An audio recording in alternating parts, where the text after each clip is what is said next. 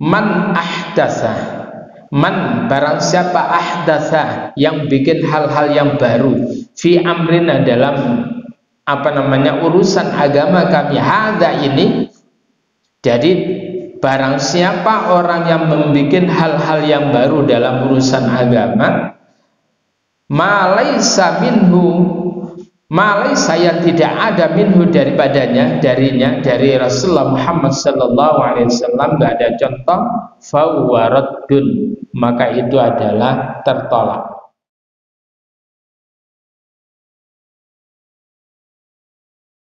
Assalamualaikum warahmatullahi wabarakatuh. Alhamdulillahirabbil alamin, wassalatu wassalamu ala asyrafil anbiya'i wal mursalin wa ala alihi washabbihi ajma'in. Subhanaka la ilma lana illa ma 'allamtana innaka antal alimul hakim. Rabbish shrah li sadri wa yassir li amri wahlul 'uqdatam min lisani yafqahu qawli, amma ba'du. Para jemaah sekalian rahimani wa rahimakumullah, marilah kita awali kajian kita pada malam hari ini dengan bacaan basmalah. Bismillahirrahmanirrahim.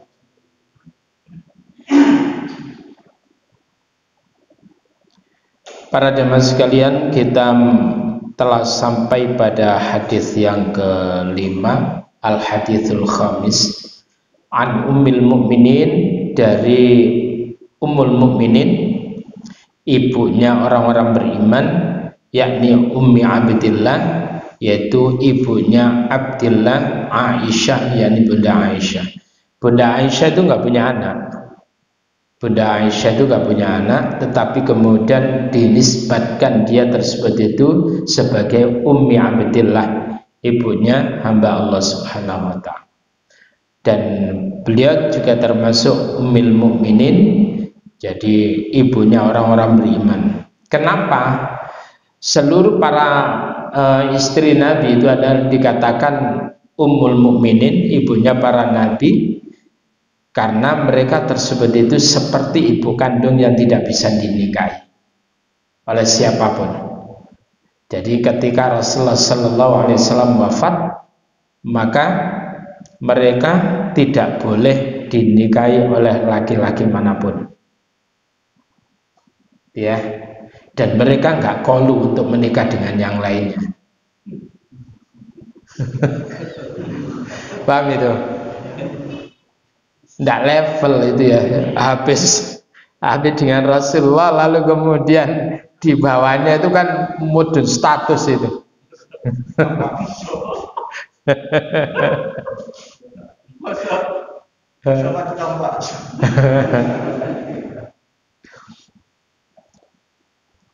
Radhiyallahu anha, semoga Allah meridainya. Qalat, ia berkata, qala Rasulullah sallallahu alaihi wasallam, Rasulullah Muhammad sallallahu alaihi wasallam telah bersabda.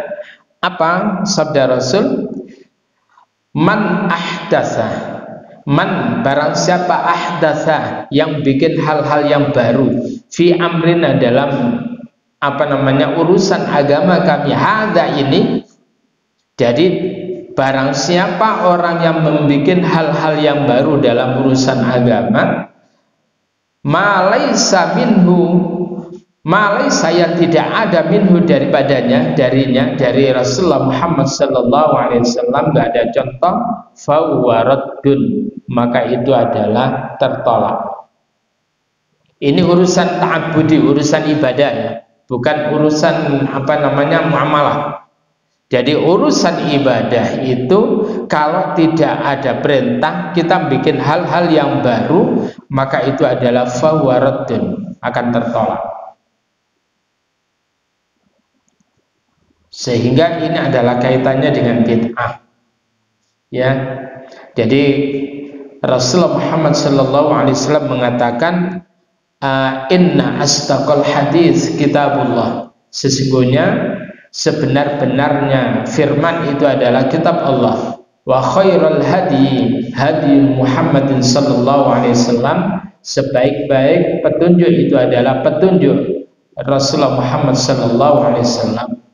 Wa syarrul umur muhdatsatuha. Seburuk-buruk perkara itu adalah hal-hal yang baru dalam urusan agama. Sekali lagi, dalam urusan agama. Wa kullu muhdatsatin bid'ah. Dan setiap hal-hal yang baru dalam urusan agama itu adalah bid'ah. Wa kullu bid'atin dhalalah. Dan setiap yang bid'ah itu adalah dhalalah, sesat. Wa kullu dhalalatin finnar, dan setiap yang yang dhalalah itu adalah neraka. Para jamaah sekalian rahimani wa rahimakumullah. Jadi kembali dalam kalimat bid'ah tadi,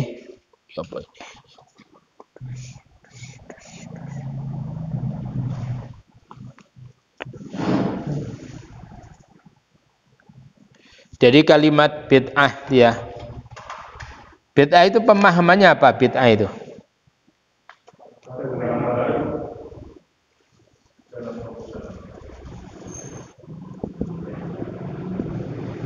Bid'ah sesuatu, mengerjakan sesuatu yang baru yang tidak ada contohnya. Bid'ah itu berawal dari kalimat bada'ah.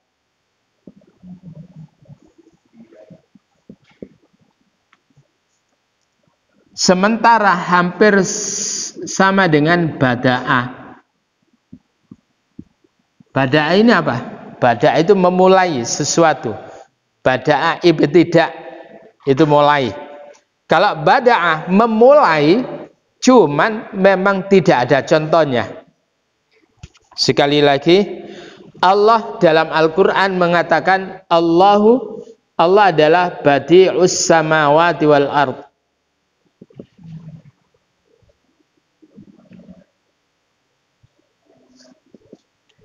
Allah adalah badi'us samawati wal ard. Apa itu artinya? Allah tersebut itu menciptakan langit dan bumi yang sebelumnya tidak ada contohnya. Maka Allah menggunakan kalimat badi', bada'ah. Paham ya? Kalau bada'ah memulai, itu adalah boleh jadi wis ana contone. Ya. Para jamaah sekalian rahimani wa rahimakumullah. Kembali lagi dalam urusan ini, urusan bid'ah. Suatu ketika Imam As-Suddi itu beliau tersebut itu khutbah dengan menggunakan kacamata minzar. Lalu kemudian seorang makmumnya, seorang jamaahnya itu kemudian wis wanti-wanti, awas kon, kok tak protes ya, nanti usai Jumatan tak protes. Setelah Jumatan itu kemudian Imam As-Suddi tersebut itu betul dihampiri oleh si fulan ini, protesnya tersebut itu sopan dia. Apa kata si fulan ini? Wahai imam, engkau telah melakukan yang tidak dilakukan oleh Rasul. Engkau telah melakukan bid'ah. Apa yang engkau maksud? Engkau menggunakan minzarah, engkau menggunakan kacamata. Maka kemudian sang imam ini enggak marah. Terus si orang tadi itu kemudian disuruh untuk membaca sebuah kitab. Dan orang ini ternyata tidak bisa melihat dengan jelas. Langsung kemudian kacamatanya Imam As-Suddi tadi dicoba-coba pakai ini. Gimana? Jelas, coba kamu baca. Ini bukan bid'ah. Paham ya? Jadi ini adalah urusan keduniaan, urusan duniawi. Tidak ada urusan bid'ah. Tapi urusan bid'ah itu adalah yang terkait dengan urusan ta'abbudi, urusan ibadah. Bisa memahami? Nah, supaya kita enggak anggar mari ngene nggih apa batik bid'ah. Intinya adalah pakaian menutup aurat. Model motifnya kayak apa silahkan. Ya, silahkan aja. Apa ya Rasul itu pakai kopiah gini dah? Tidak ada. Apa bid'ah? Bukan, ini urusan keduniaan. Ya. Jadi yang penting itu nutup auratnya itu. Nah, Rasulullah dulu itu ketika sholat orang karpet gini nih, gak ada keramik gini nih. Maka kemudian ada sekelompok yang kemudian mereka tersebut ketika sholat nggak mau pakai keramik gini. Jangankan pakai keramik, pakai apa namanya plesteran aja nggak mau. Maunya adalah dengan langsung menyentuh tanah. Sebagaimana dulu Rasulullah itu mengalami ketika sholat, baik itu di Masjid Nabawi maupun di Masjidil Haram, masih tanah. Itu urusan duniawi. Ya, urusan duniawi.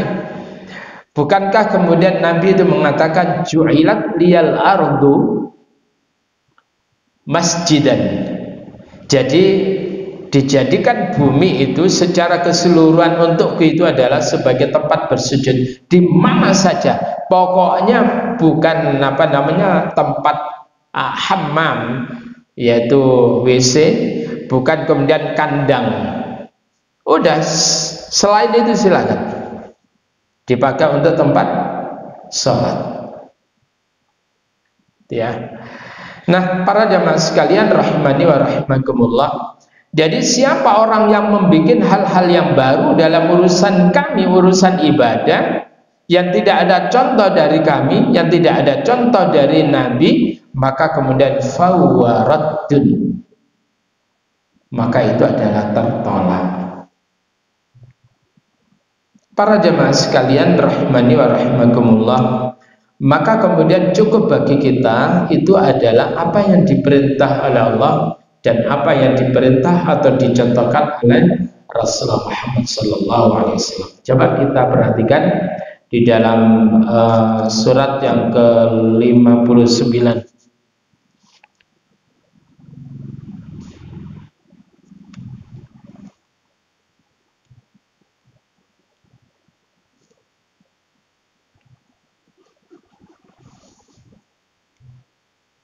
Oh, ini masih kof sih. 59 sorry. Nah,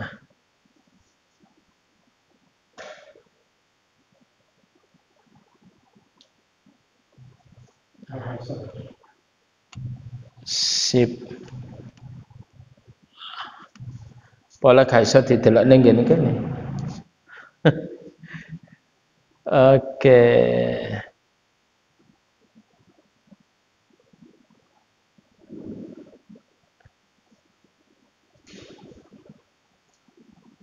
Nah, ini pada ayat ke-7, perhatikan.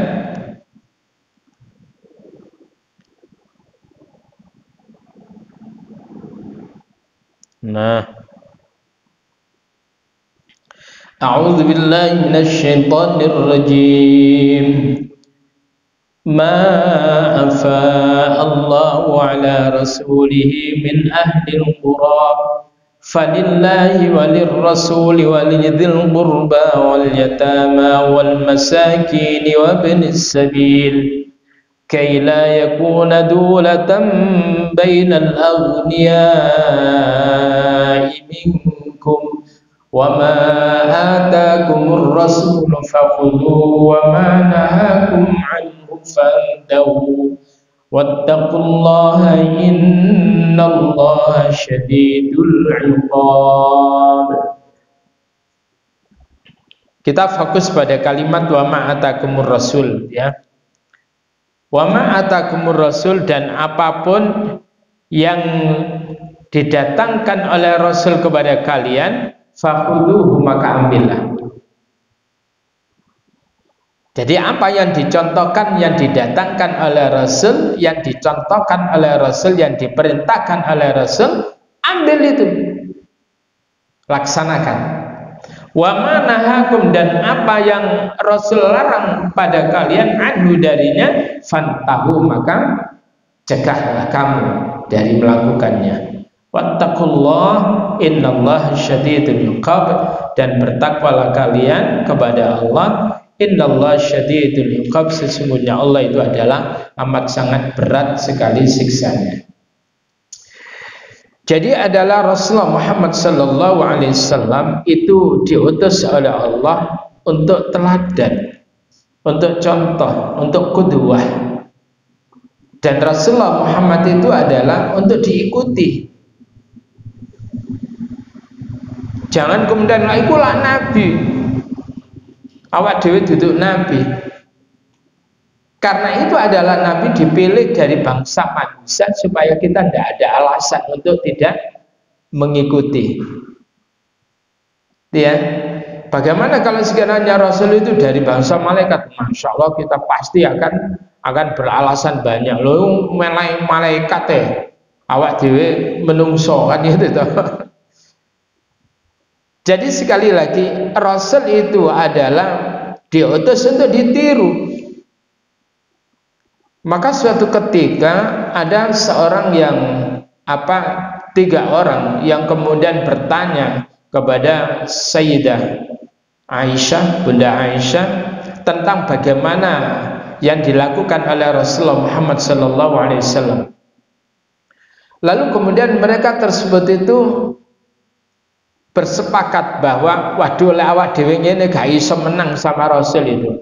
Tidak bisa menang. Mengenai ibadah kita nggak akan pernah bisa ngejar. Ya apa caranya ngejar? Mulai sekarang ya saya berjanji mulai hari ini ketika malam tidak tidur sama sekali, untuk rukuk dan sujud sampai subuh. Lalu kemudian yang satu, mulai sekarang saya akan berpuasa terus menerus. Yang satu mengatakan bahwa mulai saat ini saya tidak akan pernah untuk menikah. Maka kemudian Rasulullah Muhammad sallallahu alaihi wasallam itu kemudian datang memberitahu, aku adalah yang terbaik dari kalian. Ya, aku itu adalah berpuasa, aku juga berbuka, aku juga berkeluarga. Dia, aku juga tidur, tapi aku gunakan sebagian malam itu untuk rukuk dan sujud kepada Allah Subhanahu wa ta'ala. Jadi berdasar firman Allah yang terdapat di dalam surah Al-Ahzab ayat yang ke-21, laqad kana lakum fi rasulillahi uswatun hasanah. Itu dalam segala hal.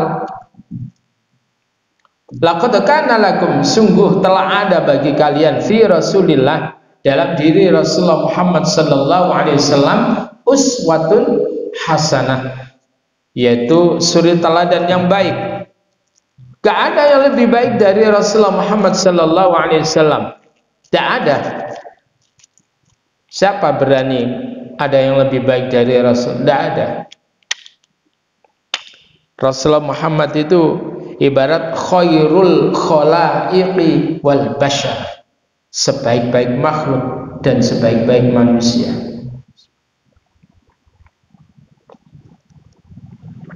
Rasulullah itu adalah khairul anbiya wal mursalin, sebaik-baik para nabi, sebaik-baik para rasul. Gak ada yang mengungguli Rasulullah Muhammad sallallahu alaihi wasallam. Maka apa yang didatangkan oleh Rasul lakukan. Salat yang diajarkan oleh Rasul lakukan. Ketika itu adalah salat sunnah, semampu semaksimal kemampuan kita lakukan. Kalau memang Rasulullah sallallahu alaihi wasallam itu adalah melarang kita tersebut itu untuk melakukan sholat sunnah setelah asar, setelah subuh, jangan kita lakukan. Kecuali ada dalil yang menerangkan ketika orang yang terbiasa untuk melakukan qobliyah subuh, lalu kemudian karena suatu hal terlambat, dia begitu datang sudah qomat, tidak sempat melakukan qobliyah subuh, maka itu boleh. Setelah kemudian sholat subuh, lalu langsung kemudian melakukan sholat sunnahnya, dilakukan setelah sholat subuh. Ada dalil, ada contoh. Jangan kita membuat coro-coro diri. Misalkan Rasulullah Muhammad sallallahu alaihi wasallam kalau kemudian di dalam salat itu kemudian mencontohkan rukuknya kayak apa, ya sudah lakukan. Sudah lakukan itu. Rukuk salatnya kayak apa Rasul, sehingga Rasul mengatakan sallu kama ra'aitumuni sholli. Salatlah kalian itu sebagaimana kalian melihat aku salat. Ojo bikin cara-cara dewe. Allahu Ta'ala Akbar, kakan gaya salah. Sudah kalimatnya Allahu Akbar, ya Allah Akbar. Rasulullah itu ketika sholat, ketika takbir, angkat tangan itu adalah hadwa mangkibai, sejajar dengan pundak atau dengan daun telinga. Maka lakukan. Sing ora ana contone gini. Allah Akbar.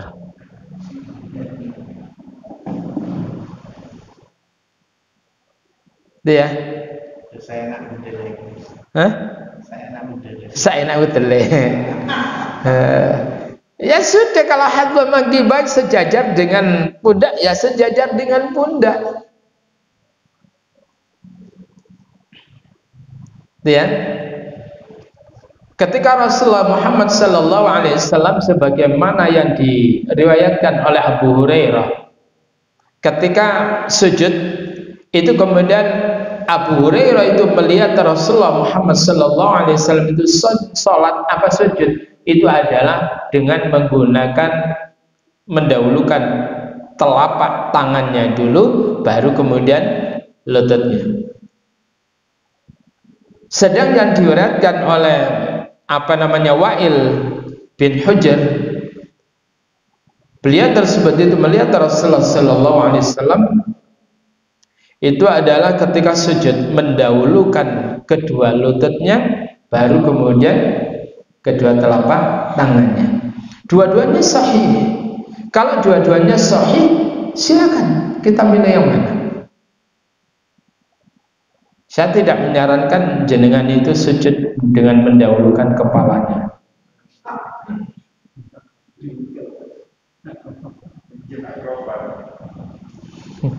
Artinya adalah jangan karena kita tersebut itu hanya ngerti nih yang kemudian telapak tangan dulu baru kemudian dengkul, menganggap yang lainnya itu adalah salah. Ini yang masalah.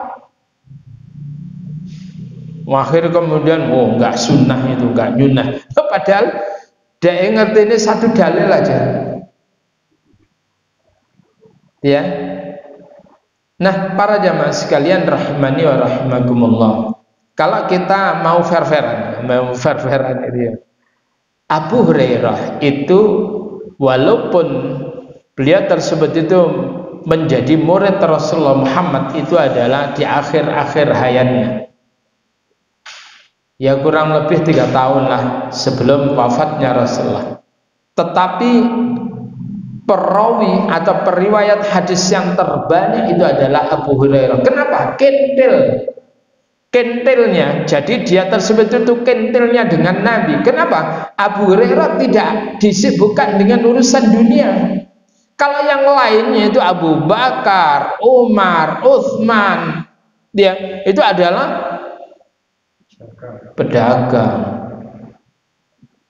Sedang Abu Hurairah itu adalah mendapatkan tempat di Masjid Nabawi, namanya dikatakan Ahlus Suffah. Jadi nggak mikir sama sekali itu urusan dunia itu. Rasul kemana ngikut itu, sehingga kemudian dia mendengarkan, melihat apa yang dilakukan oleh Rasulullah Sallallahu Alaihi Wasallam lebih banyak dibandingkan para sahabat yang lain. Bagaimana dengan Bunda Aisyah? Bunda Aisyah kan tidak semuanya kentil. Ketika berada di dalam rumah, baru kemudian Bunda Aisyah atau istrinya yang lain tersebut itu memonitor. Tapi beda dengan Abu Hurairah. Ya. Para jamaah sekalian rahimani wa rahimakumullah, tapi akhir-akhir ini kemudian ada pihak-pihak yang mencibir itu Abu Hurairah itu dianggap tokoh fiktif itu orang itu aneh-aneh. Sekarang orang Indonesia lagi gitu-gitu itu.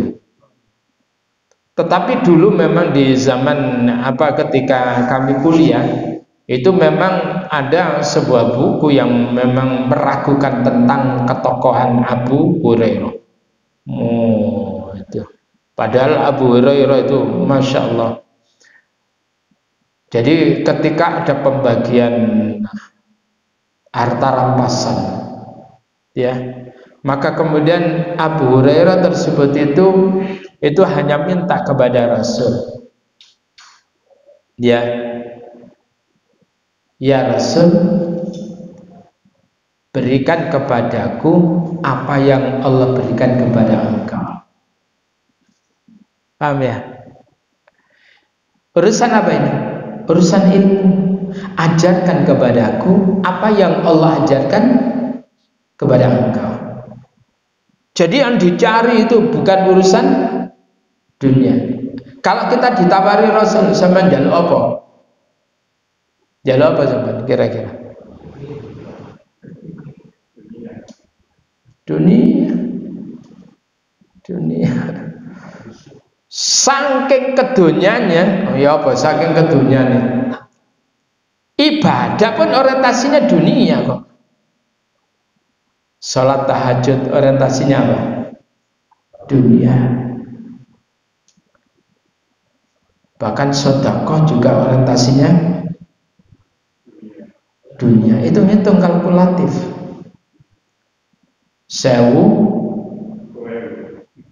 10.000 minimal itu. Bisa sampai 700.000 kan itu kan? Karena 700 sekali. Ya Allah, uang urusan sedekah. Orang itu kalau kedunian, maka orientasinya pun juga dunia. Abu Hurairah tidak ada itu. Dan Abu Hurairah itu coba luar biasa. Itu kemudian yang lainnya minta ini. Apa kata Abu Hurairah? Mengamini permintaan dua sahabat ini, tapi kemudian Rasul mengamini, wahai Abu Hurairah, silakan engkau berdoa. Allahumma inni as'alukal ilma la yunsa. Ya Allah, aku mohon kepada engkau ilmu di mana ilmu yang aku tidak pernah lupa dengannya. Coba Rasul mengamini, amin. Sehingga Abu Hurairah itu kalau meriwayatkan hadis urut plak. Nah ini tentang Abu Hurairah. Jadi kembali lagi Abu Hurairah itu adalah menjadi pengikut Rasul di akhir-akhir, sehingga Rasul kira-kira lah usia 60 ya, 60 atau 59 sampai wafatnya Rasulullah. Kondisi yang semacam itu Rasulullah sudah sepuh, itu kemudian kalau sujud itu memungkinkan itu adalah mendahulukan kedua telapak tangannya, bukan lututnya.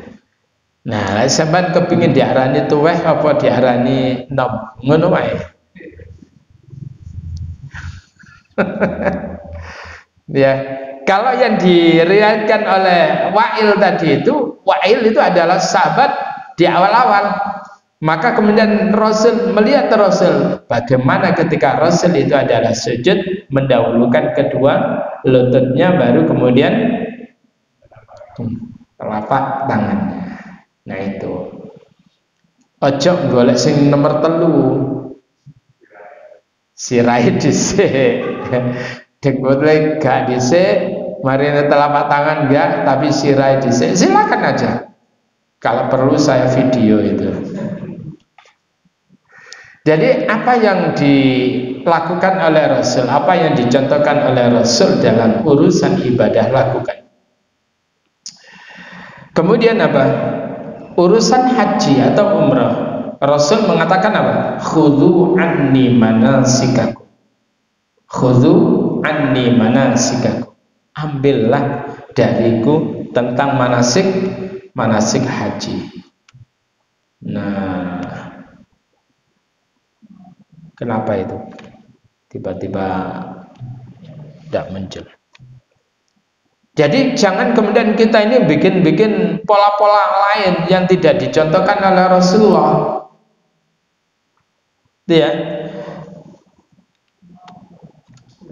Ya karena mencintai sesuatu, lalu kemudian apa? Sampai kemudian ketika orang tersebut itu melakukan umrah atau melakukan sa'i, itu malah kemudian mengucapkan kalimat-kalimat yang tidak diajarkan oleh Rasul. Pancasila satu, ketuhanan yang Maha Esa. Ada nggak itu? Ada. Ya, itu yang tidak diajarkan oleh Rasul.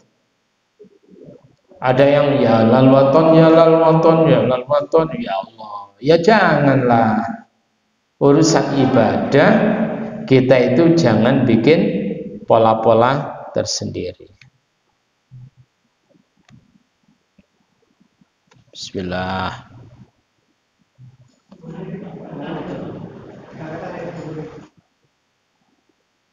Saya ketarik.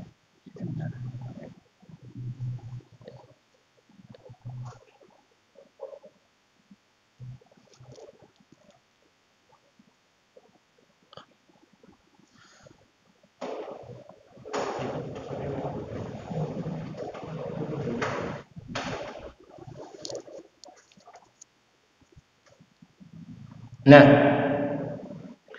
para jamaah sekalian rahimani wa rahimakumullah,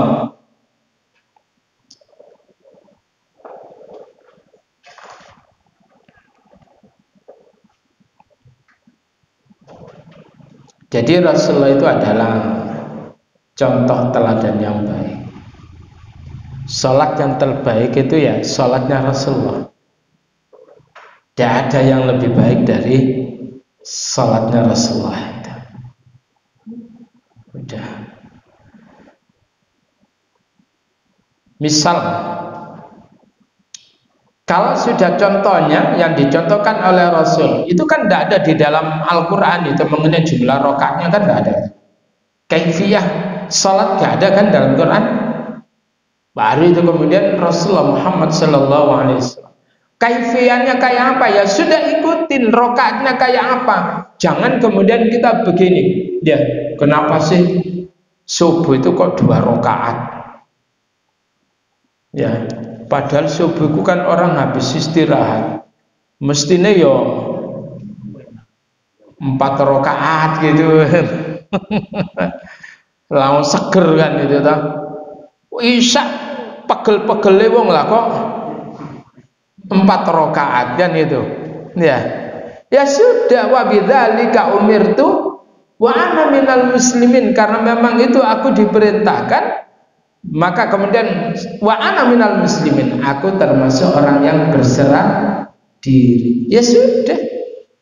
Itu contohnya begitu, ya sudah nurut aja contoh. Misal ada seorang juragan gitu ya. Juragan tersebut itu dia tersebut tidak memerintahkan kepada pegawainya untuk membuat kursi model begini, model A katakan. Sedang juragan itu adalah menginginkan itu adalah model B. Ya, model B itu begini, pesanannya sekian. Lalu tiba-tiba si orang ini bikin yang lain tidak sesuai dengan perintahnya juragan, padahal sesuai dengan pesanan begini-begini. Bukan A-nya tapi B. Akhirnya kemudian kira-kira juragan itu seneng enggak? Enggak seneng. Siapa sing ngongkon gawe ngene iki? Bos kan baik, tapi duduk iki. Pesenannya duduk iki. Nah, para jamaah sekalian, upayakan kita ibadah itu sesuai dengan pesanan Allah, ya, sesuai dengan contoh. Wong kita ini tinggal melakukan gitu aja sudah. Seringkali kita ini ngerepotin. Lawang yang sudah diajarkan itu sik dorong kober dilakukan semuanya, lah kok kemudian kober-koberin bikin hal-hal yang lain, hal-hal yang baru. Nah, para jamaah sekalian rahimani wa rahimakumullah, jangan tekan F9 coba. F9. F9. Sebentar. F9.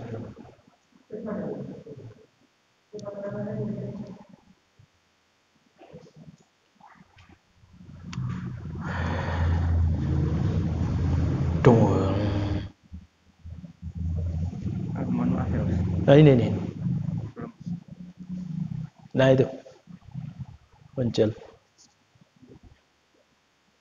Hah? Gak ada sinyal.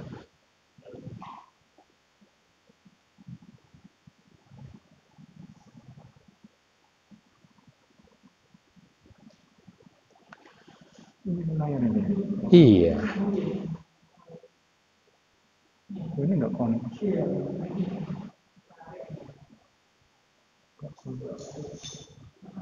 On terus.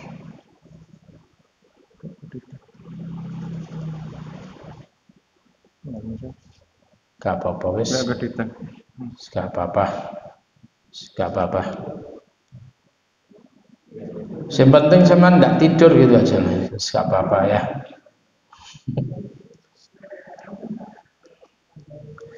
Nah,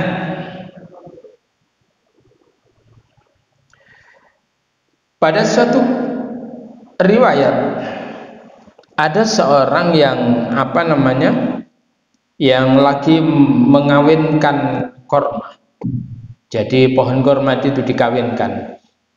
Jadi bagaimana mempertemukan benang sari dengan butik sari itu ya.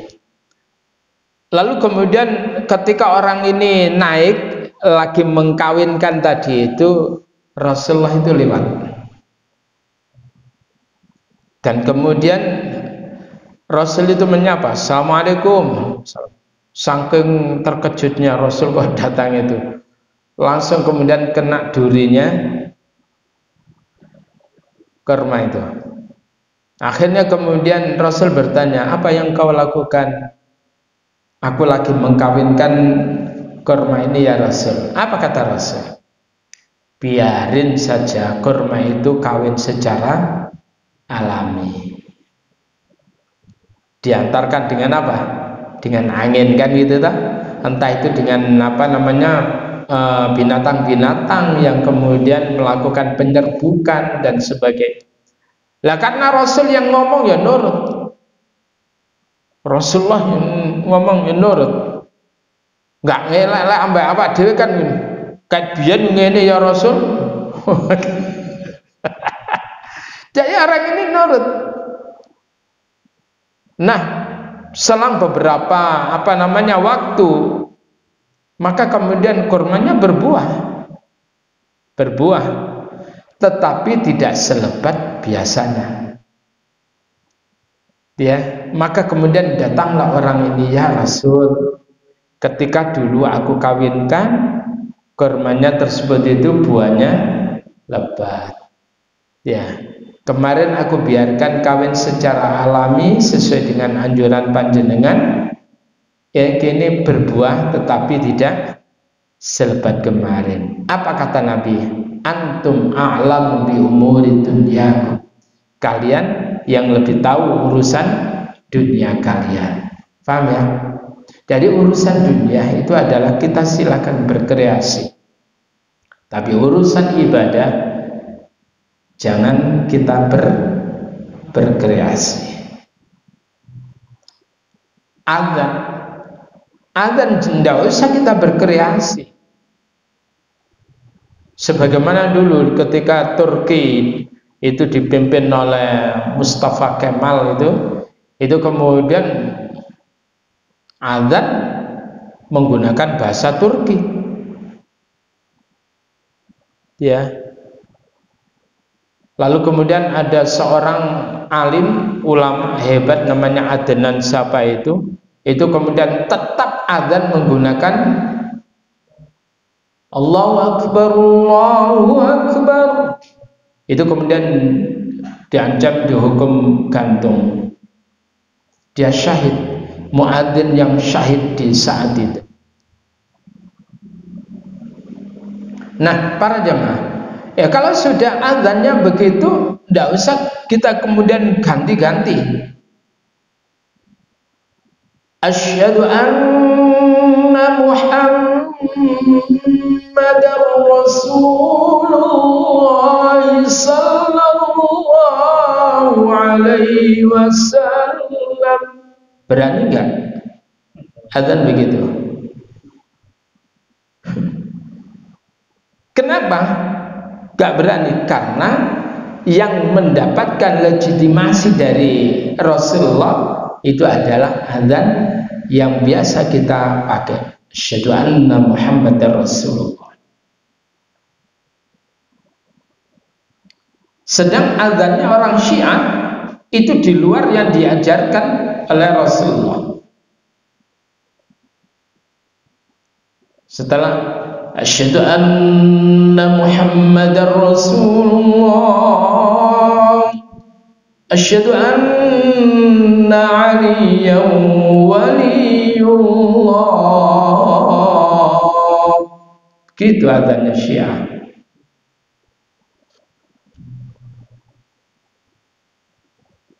Jadi apa namanya, agama itu sudah final, ibadah itu sudah final. Paham ya? Sudah final. Salat itu sudah final, itu sudah. Tata cara kaifiyahnya itu sudah final.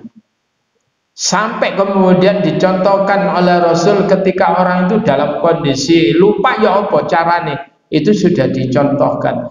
Rasul dijadikan lupa oleh Allah sehingga kemudian hari kalau umatnya itu menghadapi hal yang sama ada solusinya. Coba andaikan Nabi tidak pernah dijadikan lupa oleh Allah, ya apa kira-kira? Padahal awak dhewe bahkan langganan apa maneh pas salat ijen, salat malam niku saking gliyur-gliyur lali iki pira rakaat iki. Nah. Jadi Rasul itu pernah salat asar mestinya 4 rakaat jadi 2 rakaat. Lalu kemudian beliau salam. Lah sahabat yang lainnya Abu Bakar, Umar, Utsman ada di situ. Gak ada yang berani protes karena pikiran mereka mungkin ada wahyu yang baru turun yang merubah salat asar menjadi 2 rakaat. Jawab. Ya Rasul itu kemudian maju, habis salat itu maju menuju pada cagak ini yang terbikin dari apa namanya pohon kurma itu, batang pohon kurma itu, bersandar nanti itu.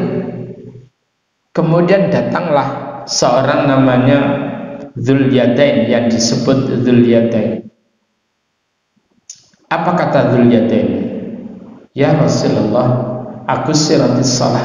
Apakah salat tadi itu dikosor ya Rasul? Lah, lam aksur. Aku enggak mengkosor. Anasita, apa engkau tadi itu lupa ya Rasul? Lah, lam ansa. Aku enggak lali. Tapi engkau tadi sholat 2 rakaat ya Rasul. Coba. Dialog enggak ini? Dialog, ngomong di luar sholat itu. Terjadi dialog antara Dzulyadain dengan Rasulullah. Kemudian Rasulullah bagaimana? Menenguai, aku ini Rasul, apa ya begitu? Rasul tidak, tetapi Rasul itu kemudian tabayyun kepada para jamaah yang lain. Apakah benar yang dikatakan oleh Dzulyadain bahwa tadi kita sholat 2 rakaat? Fa'auma'u, maka mereka mengangguk. Terus bagaimana yang dilakukan oleh Rasul? Rasul kembali ke tempat pengimaman diikuti oleh para sahabat, menambah 2 rakaat, lalu kemudian sampai tahiyat akhir. Begitu sebelum salam maka kemudian Rasul sujud sah. On contoh dewesan. Coba andaikan Rasul tidak pernah dijadikan lupa oleh Allah begitu, ya kok kira-kira akhirnya begitu ulangi meneh, lali meneh, kapokmu kapan itu ya. Ada contohnya semuanya. Kita nggak usah bikin cara-cara sendiri. Itu. Lalu pernah lagi, dan itu diabadikan oleh Allah dalam Al-Quran, peralihan arah kiblat. Jadi peralihan arah kiblat. Ketika Rasul berada di Madinah awal hijrah, salatnya menghadap kemana? Baitul Maqdis. Berapa bulan? 16 hingga 17 bulan. Lalu kemudian ketika persis tanggal 15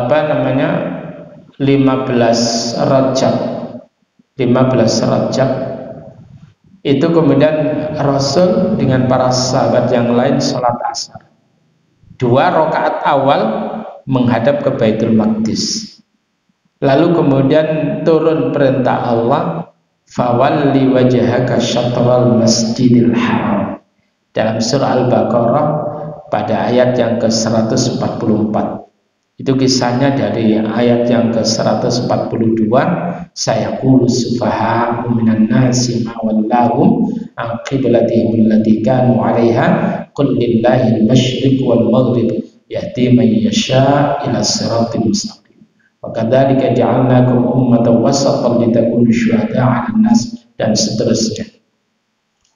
Jadi Rasulullah itu adalah ketika awal-awal menghadap ke Baitul Maqdis itu nggak nyaman. Nggak nyamannya apa? Karena mendapatkan intervensi dari orang-orang Yahudi Madinah.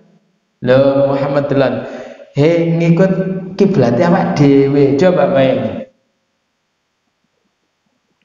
Karena orang Yahudi itu berpikir bahwa kiblat mereka itu adalah Baitul Maqdis, itu kiblat mereka. Karena memang para nabi mereka itu adalah berkiblat ke Baitul Maqdis. Jadi mendapatkan cibiran luar biasa. Untung gak ono WA koyo saiki itu. Kira-kira lek ono gadget koyo saiki, waduh geger gak karu-karuan itu. Ya. Maka kemudian ketika Rasul itu dalam rentang waktu 16 hingga 17 bulan itu seringkali kalau sholat itu noleh ke atas. Lalu kemudian Allah katakan qad nara taqalluba wajhika fis sama, ayat yang ke-144 itu. Ya, falan walliyannaka qiblatan tardhaha fawalli wajhaka syatral masjidil haram.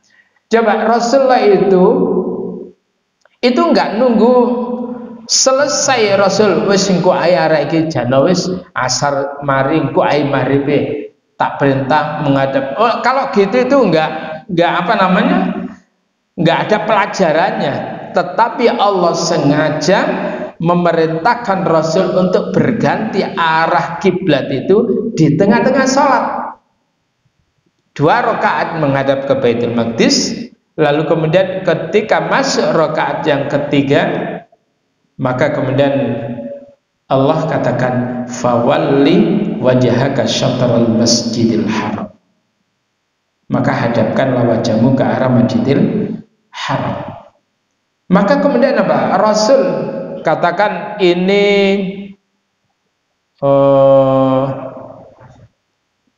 Baitul Maqdis, katakan ini Madinah, itu menghadap ke Baitul Maqdisnya menghadap ke arah selatan.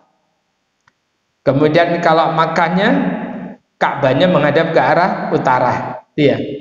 Oleh karena itu kalau jenengan sekarang ini posisi di Masjid Nabawi itu menghadap ke utara. Selatan ya? Oh, kuali ya? Wah. Oh gitu ya? Selatan ya? Oh.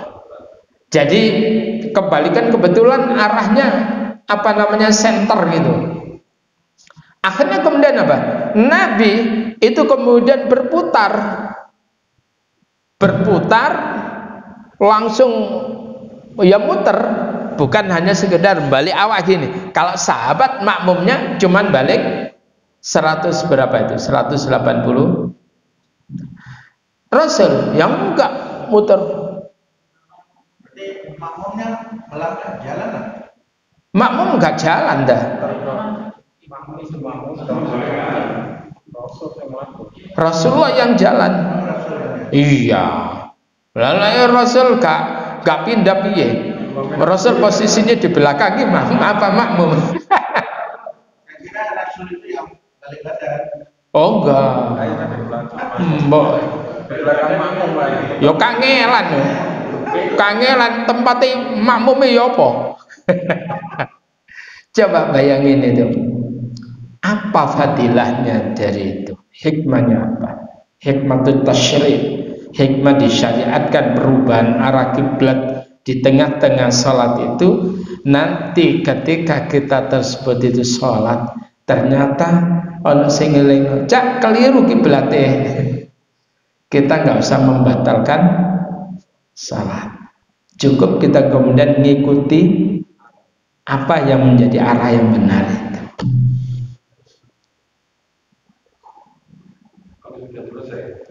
Lewis mari Pak, sudah sadaqallahul azim, sudah selesai.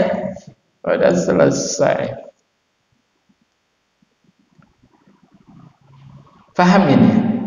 Jadi wis komplit telah dalam urusan ini, sudah selesai.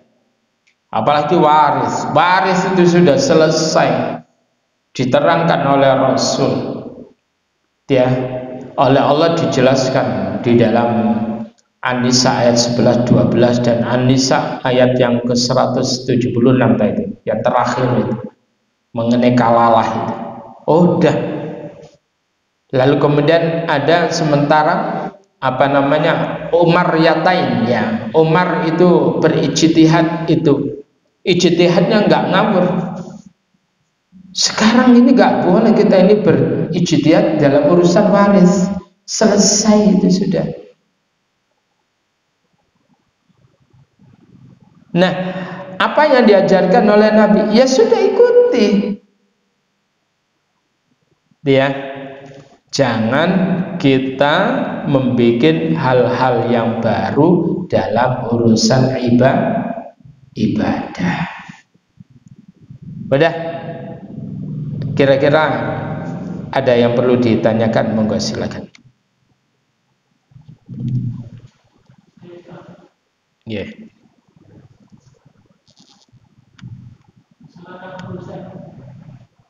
Masalah?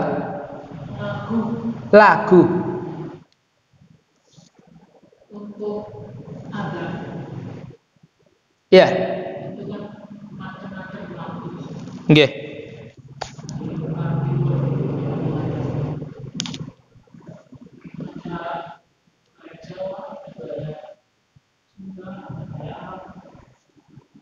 Ya, terus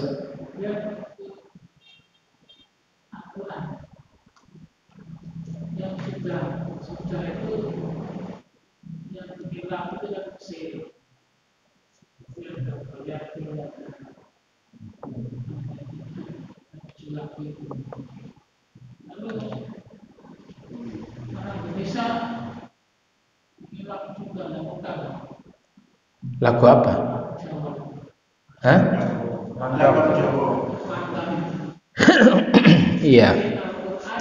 Saya pinter lah untuk langgam Jawa menika. Tapi moh saya. Itu kira-kira apa namanya? Masuk lingkup yang kita bicarakan. Iya. Untuk dalam masalah azan itu ternyata kemudian ada orang yang menemukan sanad lagu azan Bilal, ya, sebagaimana yang dimuat di Suara Muslim itu azannya Bilal. Tetapi muadzinnya Rasul apa Bilal aja? Tidak. Ada Abu Mahdhurah, ada Abdullah bin Umi Maktum, ada Sa'ad, ada berapa lagi ini? Ada 5. Itu muadzinnya Rasul, baik itu di Masjid Nabawi atau yang ada di Masjidil Haram. Intinya lagu tidak menjadi persoalan, ya. Tetapi itu adalah lagu, bukan kemudian langgam, bukan kekhasan Arab, ya. Sahabat Nabi kala itu adalah berpencar sampai kemudian tidak hanya sekedar sahabat Nabi itu di dalam berdakwah seperti Bilal bin Rabah, ya.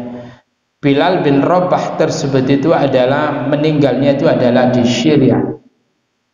Kebetulan kena penyakit wabah taun, ya, wabah amwas itu. Bilal berada di sana. Lalu kemudian para sahabat-sahabat yang lainnya, di mana kemudian Al-Quran itu adalah diturunkan menggunakan 7 dialek. Unzilal Qur'anu bisab'ati ahruf. Jadi Quran itu adalah diturunkan dengan menggunakan 7 dialek yang sekarang dikatakan qiraat sab'ah. Masalah qiraat sab'ah ini adalah ada riwayatnya mutawatir, tetapi kemudian mengenai lagunya gimana? Lagunya kekhasan Arab. Lagu yang asli yang dipakai oleh orang Arab itu adalah lagunya Hijaz. Yang paling senang digunakan oleh orang Arab itu adalah lagu Hijaz dari awalnya. Lalu kemudian dari Hijaz itu berkembang, itu kemudian Jiharka. Ya, la Jiharka itu diantara lagu yang suka dipakai oleh Rasul.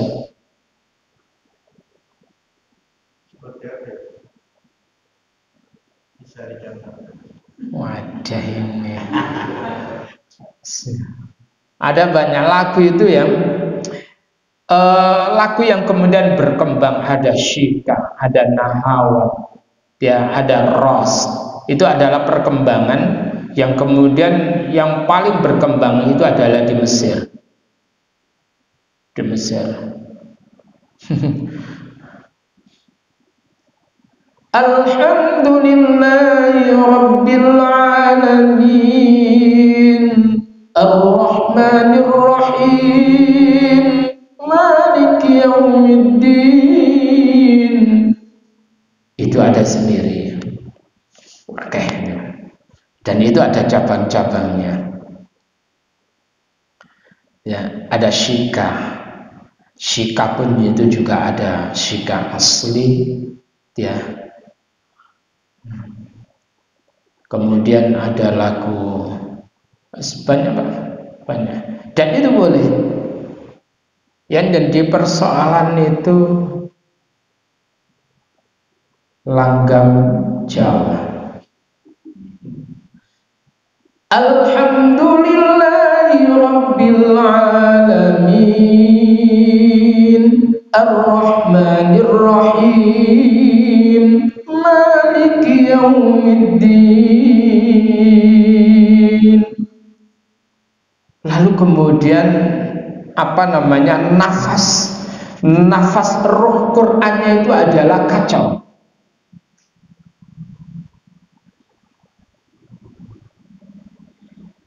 Karena Al-Quran itu adalah menggunakan Arabi, Maka kemudian yang tepat itu adalah menggunakan nagham Arabi. Nagham itu langgam. Paham ya?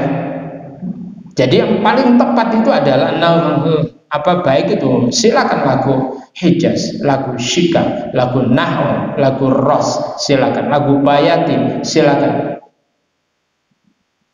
Alhamdulillahi Rabbil Alamin Ar-Rahmanir Rahim.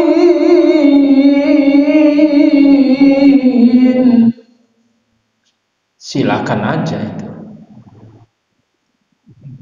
Kenapa? Mantap bos. Iya. Pernah saya baca itu Ustaz, modelnya Rasulullah itu membaca Al-Fatihah itu katanya kedengaran mimnya, nunnya itu Betul. Betul ya? Betul. Alhamdulillahi Rabbil Alamin. Sifatnya nunnya, sifatnya mimnya itu jelas. Apa gunnah? Lagunya apapun itu tetap harus gitu.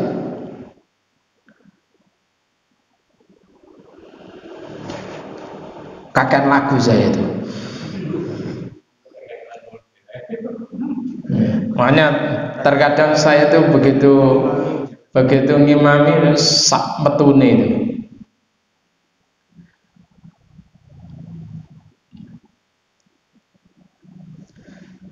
Ada lagi apa? Ya lagu Ros. Tapi saya paling seneng itu adalah Syika, Hijaz. Sika yang asli itu Ya aku mau, contohnya mau semariolah. Jadi itu jangan menggunakan nagham yang bukan Arabi. Kacau itu. Saya itu pernah ingin menikmati coba sih langgam Jawa, tajwidnya gak berubah. Tajwidnya tetap saya jaga. Ya rumangsaku ya enak, tapi rohnya gak ketemu. Rohnya tidak ketemu. Tabarakalladzi biyadihil mulku wa huwa ala kulli syai'in qadir. Alladzi khalaqal mauta wal hayata liyabluwakum ayyukum ahsanu amala wa huwal azizul ghafur. Enak, roh hilang tapinya. Paham ya? Sentuhan batinnya gak ada. Kenapa? Karena memang nagham di luar Arabi itu gak bisa itu kemudian mampu untuk menggali daripada roh Al-Quran itu. Gak bisa. Saya coba itu ya apa ya, padahal sudah tak rasakan ora iso, gagal.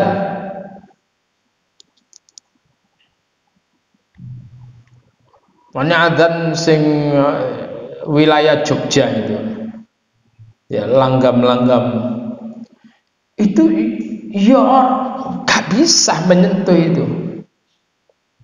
Beda itu kalau sudah naghamnya Arabi ya kita menggunakan lagu apa? Lagu Hijaz.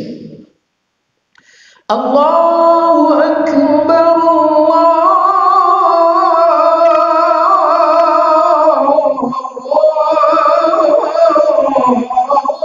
Akbar. Saya bisa menggali, ketemu rohnya itu. Tapi kalau lagu langgam Allahu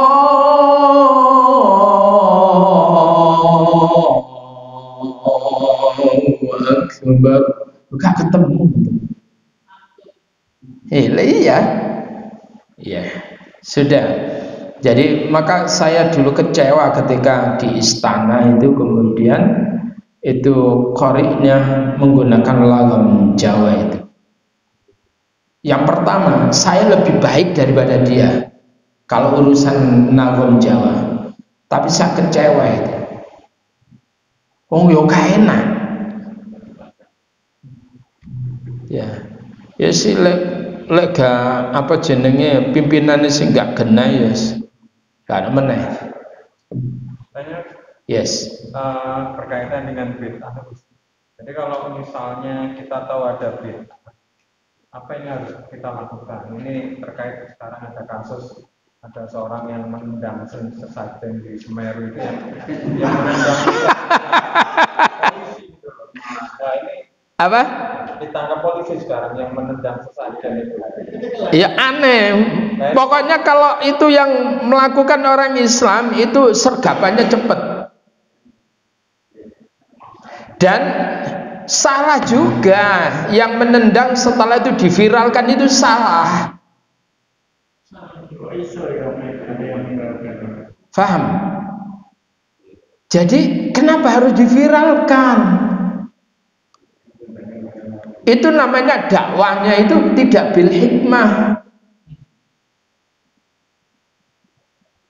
Jadi maksudnya itu ya tujuannya ya tapi salah polanya. Ya wis ditendang, mestinya itu tidak merubah. Yang benar itu adalah datangi orangnya, berikan pengajaran pelan-pelan sampai dia paham. Ya. Jadi dalam bahasa dakwah itu saya gini, iki kebaca temen itu.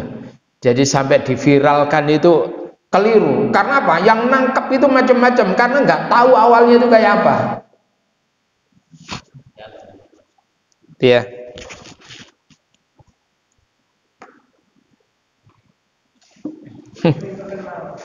Hah? Ya sembuh gak ngerti, boleh jadi nggak begitu. Ya arek sik lugu belum nikah kan ya. Hah? Jadi ini konsep dakwah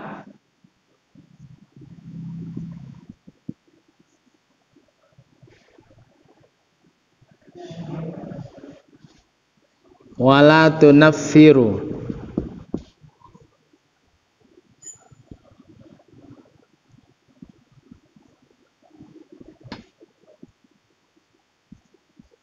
Ya.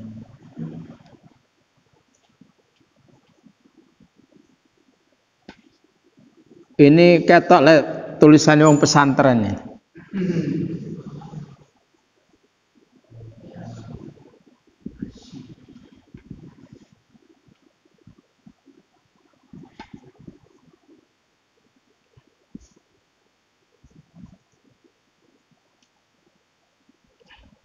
Jadi pertama konsep dakwah itu ya mbok ya basyiru wala tunafiru atau wala tunadziru. Senangkan, gembirakan mereka, jangan kau jadikan mereka tersebut itu lari. Paham ya? Oleh karena itu konsep dakwah di Makkah gimana? Nabi itu menyenangkan konsepnya. Tidak ada urusan apa namanya? Urusan ibadah kan belum toh? Urusan syariat belum. Akidah akhlak itu menyenangkan sekali. Basyiru wala tunafiru. Contohnya apa? Ketika di Madinah aja, ketika ada orang Arab Badui itu datang, kemudian dalam masjid lalu pipis, ya, sahabat Umar bin Khattab kudu lah iso dibanting kan gitu. Tapi apa yang dilakukan oleh Nabi? Jangan dulu, biarin sampai selesai. Setelah itu kemudian ambilkan seember air, lalu kemudian gambiorkan. Jadi disiramkan pada ini. Kenapa? Karena pasir.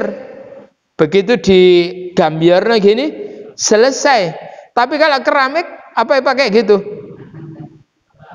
Nah, tambah ambiar gak garu-garuan. Ini cara mensikapi hadis itu harus dilihat kronologisnya. Akhirnya kemudian apa? Setelah selesai, kemudian Nabi baru berdakwah. Saudaraku, ini adalah tempat bersujud. Maka apabila kalian buang air kencing, ya BAB bukan di sini tempatnya, sono. Jadi Nabi nggak maki-maki. Kamu nggak tahu. Nggak begitu. Ya, terus bagaimana? Kita ini belum berdakwah kepada orang di wilayah sana. Wilayah Senduro sana itu. Wong sana itu banyak orang Hindu. Iya. Lah terdakwahi dulu dong. Wong durung apa-apa terus murang-muring kan itu jangan. Jangan. Dia. Coba bayangkan Quran itu kalau urusan khamr aja, khamr. Al-khamr itu ada 3 tahapan menuju kepada keharaman itu. Yas'alunaka anil khamri wal maisir. Mereka bertanya kepada Muhammad tentang khamr dan judi. Ya, katakan. Jadi itu ada proses dulu, enggak kemudian haram. Enggak, itu tahapannya itu jelas. Maka memang ada dulu ada pelajaran fiqhud dakwah.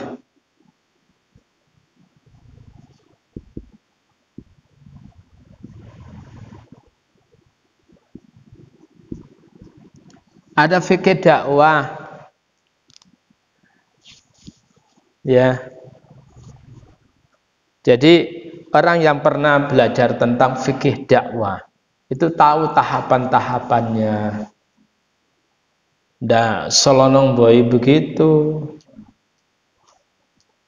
Ya. Berarti kalau begitu sikap kita gimana? Membela atau mendukung? Itu soalnya ada ini putrinya siapa itu, presiden yang dulu itu yang itu mendukung itu. Apa itu?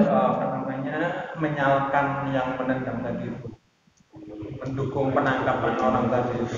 Jadi yang menangkap itu juga keliru. Wong urusan gitu kok. Mbok ya dinasihati, itu ya diarahkan kepadamu ya ulama setempat, ngene lho carane.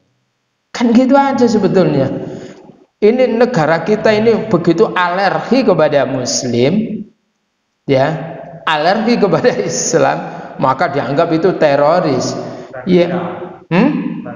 Iya, radikal wis ngomong Menteri Agama ini radikal lah deno ngono. Toleransi. Kan gitu. Akhirnya geger kan?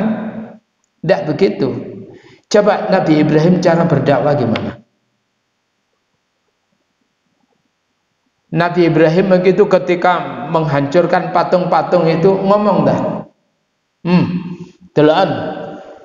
Patung-patungmu berhala-berhalamu tak hancur. Apa gitu? Tapi Nabi Ibrahim itu kan kemudian bagaimana membangun mindset untuk Tuhan itu apa? Dia agak berpikir kan itu. Nah, kemudian ketika Nabi Ibrahim itu diadili, apakah engkau yang melakukan? Loh, tanyakan fas'aluhum. Tanyakan aja kepada mereka itu. Siapa sing mukul? Lah iku kan ana sing kalungan pentung itu, pecah itu. Lah itu takon apa? Paling ya iku. Ibrahim kan mereka enggak bisa ngomong. Lah memang begitu. Uffil lakum walima ta'buduna min dunillah, kan gitu. Lah ngono lah apa sampean niku nyembah selain Allah begitu. Itu logika berpikir. Itu keren, dakwah yang semacam itu keren itu. Paham ya? Nah, kalau sudah begitu lumpuh pikirannya itu, kalau sudah dilumpuhkan, dia bisa menangkap sinyal kebenaran, maka kemudian tidak usah kita kemudian merusak mereka, besok itu nggak mau lagi melakukan itu. Tapi kalau ditendang begitu, apa berhenti? Tidak. Paham ya? Nggak sing gede menek dipasangi CCTV kira-kira. Ya. Diulangi lagi, dulu kan kasus di Lumpur Lapindo itu ya. Lumpur Lapindo dulu kan begitu. Ada dukun-dukun yang dikirim ke Sidoarjo untuk ini lempar wedhus lah, macam-macam kan itu. Nah, terus bagaimana untuk mendakwai begitu? Haram gitu. Ya ndak, datangi kemudian dakwahilah, rubah cara berpikir mereka itu. Kan begitu sebetulnya. Lah pemerintah kan kalut. Bupatine ya kalut, sus pokoke sapa sing iso wis dukun tokno kabeh. Tibane ya sampai kemudian bola semen ya bola semen itu dulu. Iya wis lulut tulisannya nyenyek. Jadi itu urusan ini ya, urusan nagom tadi ya, urusan daripada nagom, urusan daripada teknik di dalam berdakwahnya. Jadi itu. Jadi yang pertama saya ya, maka kemudian ud'u ila sabili rabbika bil hikmah. Ajaklah orang tersebut itu ila sabili rabbika, pada jalan Tuhanmu, bil hikmah, dengan hikmah. Ngapunten, teman-teman dari jamaah tabligh tahu ya, teman-teman dari saya mengamati betul itu kemudian datang ke pos kamling yang di situ ada anak-anak main gaplek, ngojot, judi. Ditunggoni Bapak, ditunggoni. Lek sampean kira-kira betah ta ngono ndelok ngono. Halo. Sobat duki kabeh kan itu ya. Tapi ndak diberitahu saudaraku ya. Ya diomongin, enak ngomongannya. Sampai kapan saudaraku ya melakukan ini? Bukankah saudaraku tahu bahwa kematian itu datang kapan saja? Oleh karena itu saudaraku, hal yang semacam ini adalah tidak menguntungkan sama sekali. Coba bayangin itu. Saya itu mendampingi Pak, lihat ya apa sejarahnya, tekniknya itu. Ya mari ngono ya kantel ning ngene masjid iki. Lah awak dhewe ku ngorang-muring tapi enggak berubah sama sekali. Padahal kalimatnya apa? Man ra'a minkum mungkaran falyughayyir biyadihi. Siapa orang yang melihat kemungkaran, maka hendaklah dia rubah dengan tangannya, kekuasaannya. Maka itu gak bener, ngomonglah kepala desa situ, ngomonglah Pak Camat ngeten iki ngeten lho, ngeten kan enak. Paham ya? Langsung dipok-pokane itu langsung dakwah itu. Coba Rasul itu ketika berdakwah pada saat di masa-masa perjanjian Hudaybiyah, yang dilakukan oleh Rasul apa? Kirim surat kepada penguasa Heraklius, Kaisar Rom, Kaisar Negus, kan gitu toh? Karena dengan itu kalau sudah penguasanya itu kena, gampang untuk berdakwah di bawahnya itu. Itu strategis. Jadi kalau fa'ilam yastati, kalau kemudian ia tidak mampu, fabilisanihi, maka rubahlah dengan lisan. Fa illam yastati fa biqalbi. Jadi itu adalah sebetulnya tahapan-tahapan di dalam berdakwah untuk merubah suatu kemungkaran. Coba cerdasnya Anies Baswedan untuk menutup tempat prostitusi. Paham ya? Dengan cantik, endingnya cantik. Apakah enggak cantik FPI itu? Itu terobosannya itu sudah, tahapan itu sudah benar. Dari mulai mendatangi sang pemilik diomongi, penguasa di sekitarnya wis diomongi, paham ya? Tapi kemudian datang dilawan. Nah, pada saat dilawan itulah kemudian, tapi yang di zoom itu adalah ketika ada perlawanan itu. Tapi proses dari awal itu adalah tidak ditampilkan, sehingga terkesan FPI itu garang, kan gitu. Nah ini, lah kita umat Islam itu juga terpancing dengan permainan permainan berita itu. Nah sekarang kita punya handphone untuk bisa mendata, merekam kejadian yang sebetulnya, bisa membantah kita. Saya masih ingat itu ketika Buya Yahya, pimpinan pesantren Al-Bahjah itu ya. Itu kemudian pernyataannya itu dipelintir itu, sehingga menimbulkan suatu pemahaman yang keliru. Tetapi kemudian Buya Yahya itu kemudian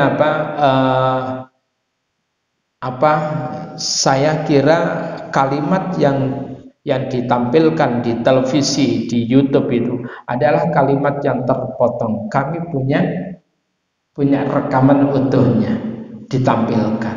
Itu yang begini, paham ya? Untuk membantah yang tidak bisa dibantah lagi. Kenapa? Utuh. Maka kemudian wajadilhum billati hiya ahsan. Bantahlah mereka itu dengan cara yang baik. Saya kira itu ya.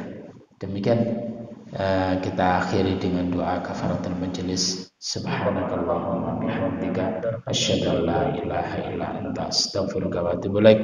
Assalamualaikum warahmatullahi wabarakatuh.